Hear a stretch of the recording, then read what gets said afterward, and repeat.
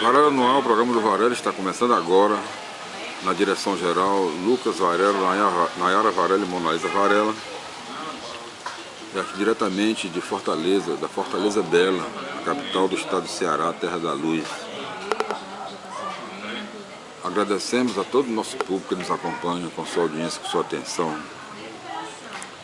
Faremos hoje a leitura do capítulo 22 do livro The Life of Jesus, do título original em inglês, A Vida de Jesus. E a autora Ellen B. White. O fim de Pilatos. Profundo significado do sacrifício de Cristo. De volta da casa de Herodes, governador romano, Jesus foi novamente introduzido a Pilatos, que, já bastante indisposto, perguntou aos judeus o que queriam que lhe fizesse. Lembrou-lhes que havia inquirido a Jesus, não lhe encontrando, porém, culpa alguma. Recordou-lhes as acusações que contra ele haviam apresentado e que eles não tinham podido provar. Demais tinham-no levado a Herodes, que era judeu como eles, mas que também nada havia achado nele digno de morte. Todavia, para contentar os seus acusadores, disse: castigá-lo-ei, pois, e soltá-lo-ei. Nisto Pilatos se revelou um notável fraco. Estava persuadido de que Jesus era inocente.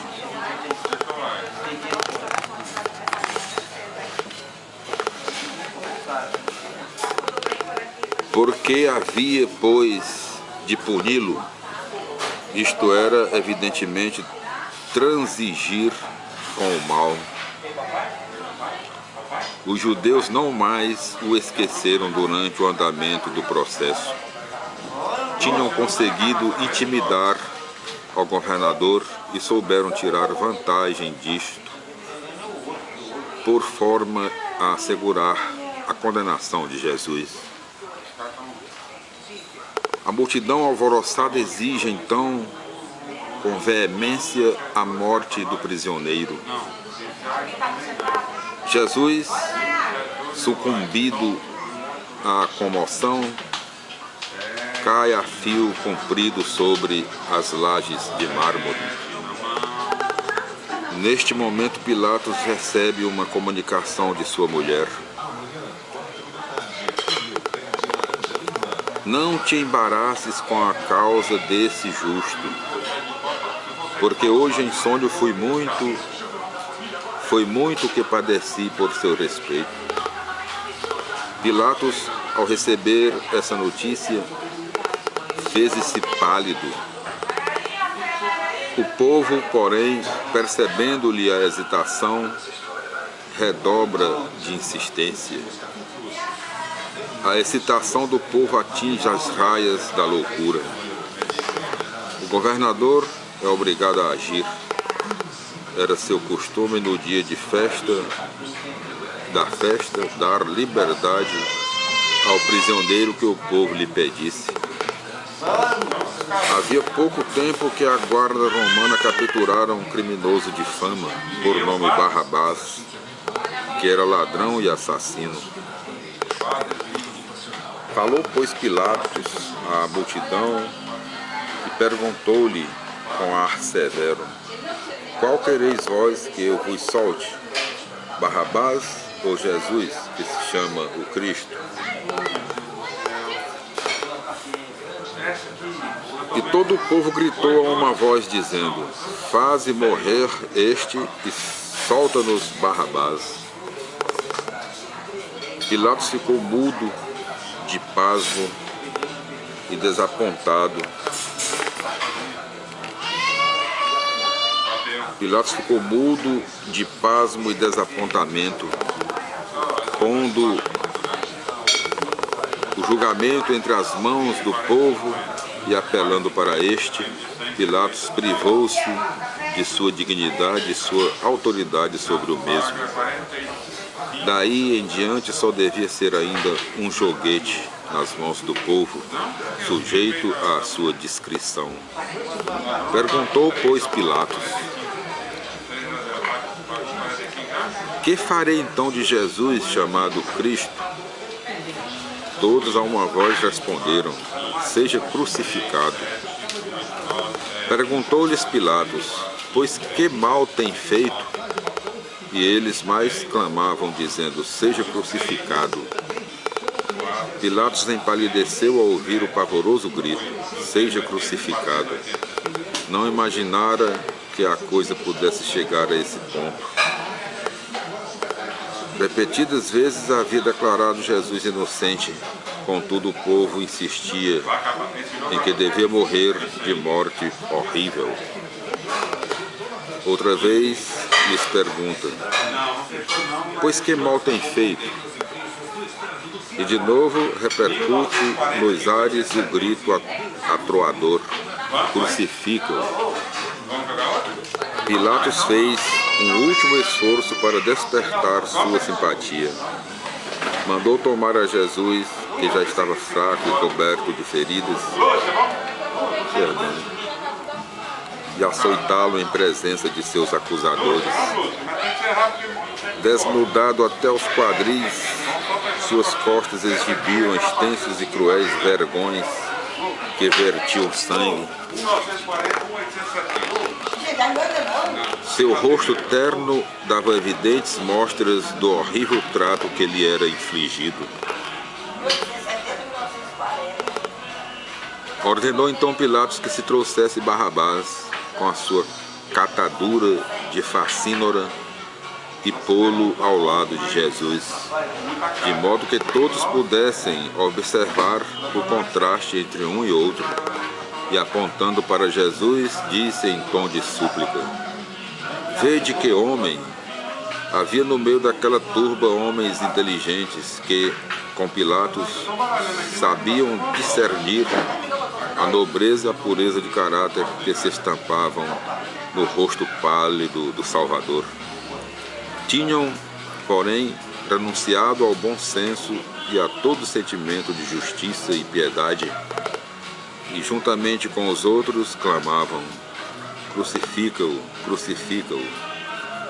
Afinal, Pilatos, esgotada a paciência ante uma crueldade tão vingativa quanto irracional, disse ao povo: tomai-o vós outros e crucificai-o, porque eu não acho nele crime algum. Pilatos fazia os mais ingentes esforços para libertar a Jesus. O povo, porém, lhe dizia: tu, se livras a este, não és amigo de César, porque todo o que se faz rei contradiz ao César. Tais palavras feriram em Pilatos, que já se fizera suspeito ao governo romano, uma corda bastante sensível. Uma notícia como essa, a seu respeito, havia de causar sem dúvida a sua ruína. Então Pilatos, vendo que nada aproveitava, mas que cada vez era maior o tumulto, mandando vir água, lavou as mãos à vista do povo, dizendo: eu sou inocente do sangue deste justo. Vós lá vos avinde, respondeu Caifás com arrogância. O seu sangue caia sobre nós e sobre nossos filhos.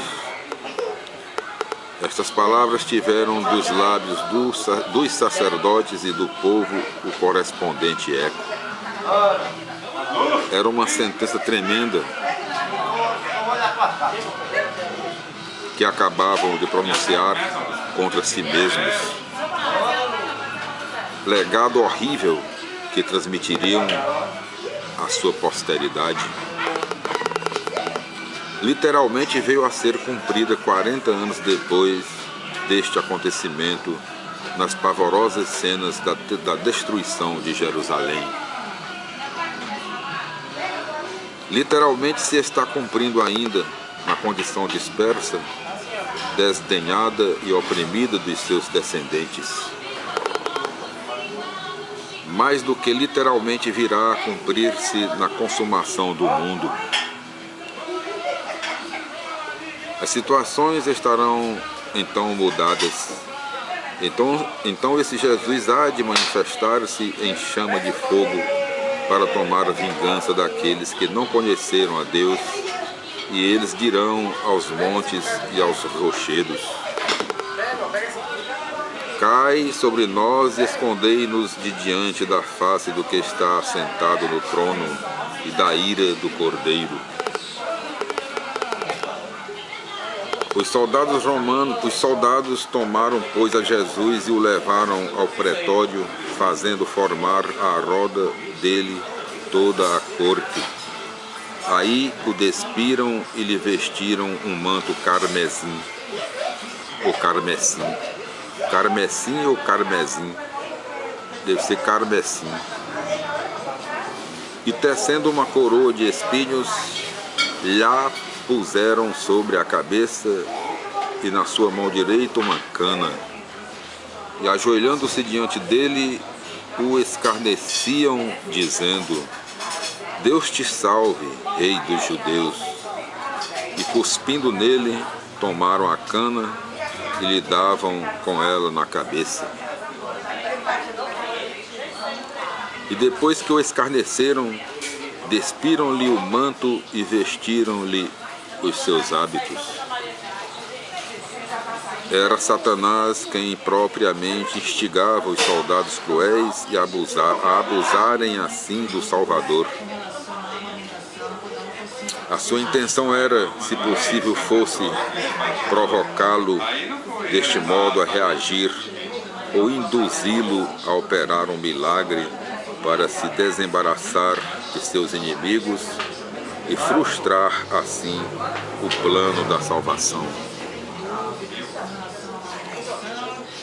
Uma única mancha na vida do Salvador, um único insucesso da parte da sua humildade, da sua humanidade, em suportar a prova, teria sido suficiente para torná-lo um sacrifício imperfeito e abortar o plano da salvação. Aquele, porém, que podia chamar em seu auxílio todo um exército de anjos celestiais, um só dos quais teria bastado para dominar aquela plebe amotinada. Aquele que, com um único raio de sua divina glória, teria podido lançar por terra aos seus atormentadores, sofreu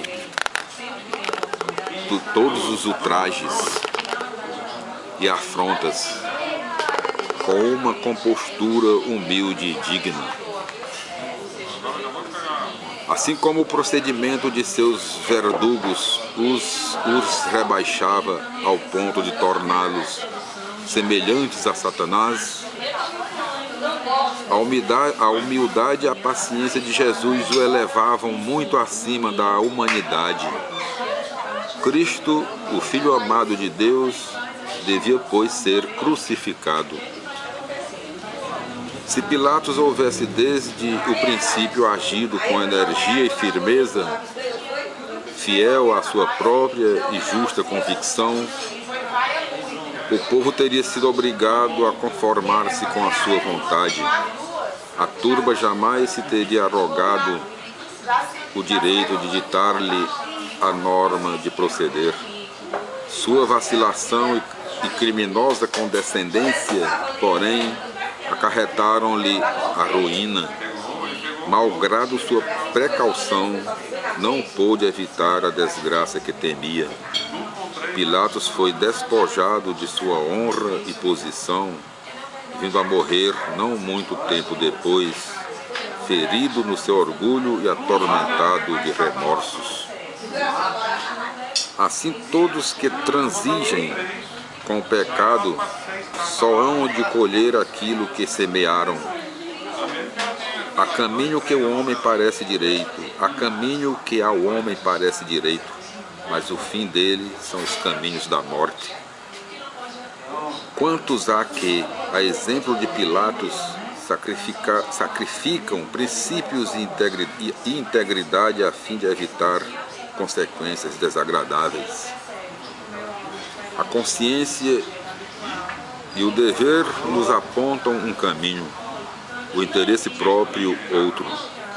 Se a corrente tomar uma direção errada, arrastará consigo para as trevas do crime e da culpa ao que transige com o mal.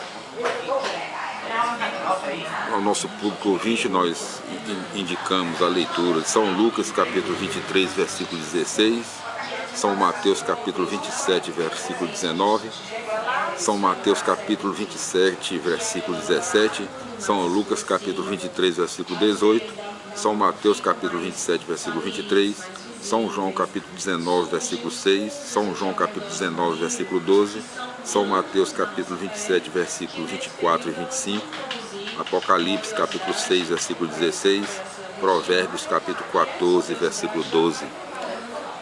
Ao nosso querido público ouvinte, nós concluímos aqui a leitura do capítulo 22 do livro The Life of Jesus, no original em inglês, A Vida de Jesus, de Ellen B.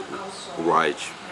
No próximo programa nós faremos a leitura do capítulo 23, A Glória do Calvário.